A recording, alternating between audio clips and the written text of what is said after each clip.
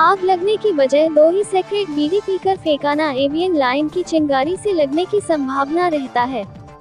बेगूसराय से रामाधार सहनी की खबर। आग लगने की रीजन गांव घर में अपना पर्सनल दुश्मनी निकालने के लिए दूसरे को भी बर्बाद कर देते हैं सामाजिक तंज के लोग। तेघड़ा के अंबाचौर में गेहूं की फसल में लगी भीषण आग, कई गांवों के खेत जलकर हुई खाक। तेघड़ा के चिल्हाया पंचायत के चौर में 7 अप्रैल रविवार को करीब 1:30 बजे गेहूं की तैयार फसलों में लगी भयानक आग ने कई बीघा खेत को जलाकर खाक कर दिया।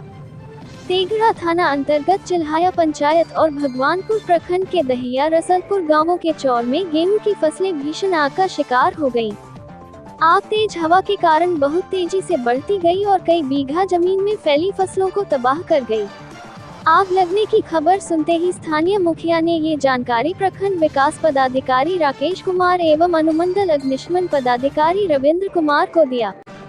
सूचना मिलते ही प्रखंड विकास पदाधिकारी एवं अग्निशमन पदाधिकारी की तत्परता के कुछ ही देर बाद आग बुझाने को लेकर अग्निशमन की तीनों गाड़ी पहुंची। स्थानीय लोगों एवं अग्निशमन विभाग के कर्मियों के लगातार 2 घंटा से अधिक समय की भारी मशक्कत के बाद आग पर काबू पाया गया।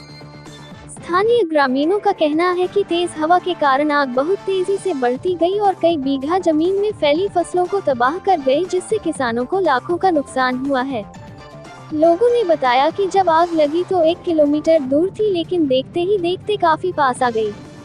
आग इतनी तेजी से बढ़ रही थी कि उसे बुझाने का प्रयास जब तक संभव हुआ तब तक 50 से 60 बीघा गेहूं की फसल जलकर खाक हो गया, जिसमें भगवानपुर प्रखंड के किसानों का लगभग 20 बीघा एवं तेघड़ा के किसानों का 40 बीघा जला है। फायर ब्रिगेड की गाड़ी जब मौके पर पहुंची तब तक आग काफी हद तक नुकसान कर चुकी थी। खेतों में आग कैसे लगी इसके बारे में किसी को स्पष्ट जानकारी नहीं है। चिल्हाया पंचायत की 10 बीघा जमीन पर गेहूं की खेती की थी, जो पूरी तरह से जलकर राख हो चुकी है। उन्होंने बताया कि उनकी लगाई हुई फसल पक चुकी थी, 1 दिन बाद उसकी कटाई होनी थी, लेकिन उससे पहले ये हादसा हो गया।